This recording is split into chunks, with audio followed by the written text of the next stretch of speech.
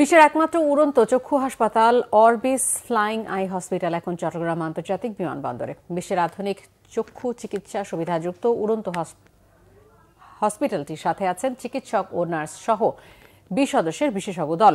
উড়ন্ত এই চক্ষু হাসপাতালে এবার 100 চক্ষু রোগীর জটিল অপারেশন হচ্ছে।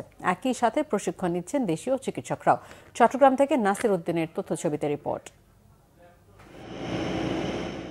অরবিস ফ্লাইং আই হসপিটাল নামেই বোঝা যায় এটি কোনো সাধারণ যাত্রীবাহী বিমান নয়। চট্টগ্রাম শাহ আমানত আন্তর্জাতিক বিমানবন্দরের শেষ প্রান্তে অবস্থান করা এই বিমান বিশ্বের একমাত্র উড়ন্ত চক্ষু শিক্ষাদান ও সার্জিক্যাল হাসপাতাল। সিঁড়ি বেয়ে বিমানে উঠলেই চোখে পড়বে চক্ষু চিকিৎসার সর্বাধুনিক প্রযুক্তির সব যন্ত্রপাতি। এসব চিকিৎসা সরঞ্জাম ব্যবহার ও অপারেশন নিয়ে বাংলাদেশের চিকিৎসকদের প্রশিক্ষণ দিচ্ছেন 20 সদস্যের বিশেষজ্ঞ চক্ষু চিকিৎসা দল। তারা চোখের নানা জটিল রোগের চিকিৎসার প্রশিক্ষণের পাশাপাশি দিচ্ছেন অ্যানেস্থেসিওলজি, নার্সিং এবং বায়োমেডিক্যাল ইঞ্জিনিয়ারিং এর প্রশিক্ষণও। এখানকার প্রশিক্ষণ চিকিৎসকদের জ্ঞানকে আরো বৃদ্ধি করবে। প্রকৃত রোগীদের ক্ষেত্রে তারা এর প্রয়োগ করতে পারবে।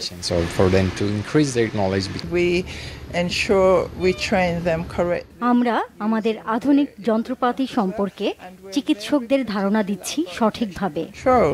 We take that very seriously. We train in topics such as cataract. Bangladesh সহ বিশ্বের বিভিন্ন দেশের কর্নিয়া, রেটিনা সহ চোখের জটিল সব রোগের প্রশিক্ষণ ও চিকিৎসা দিয়ে থাকি আমরা।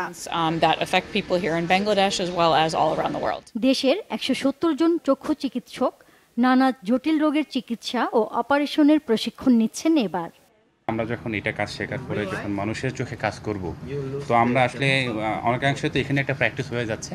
তো মানুষের চোখে যতটুকু ক্ষতি হওয়ার কথা আসলে অতটুকু হবে না, কারণ আমরা ইনিশিয়ালি তো একটা প্র্যাকটিস প্রি এক্সপোজার হয়ে গেল।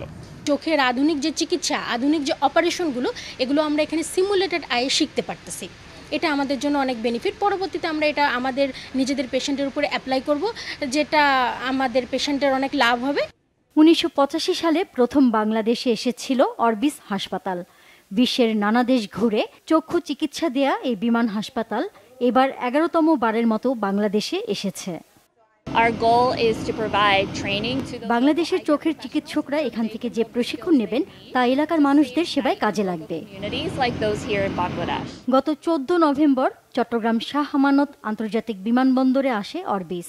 17 নভেম্বর থেকে শুরু হয় প্রশিক্ষণ, চলবে 28 নভেম্বর পর্যন্ত। Bangla vision news desk.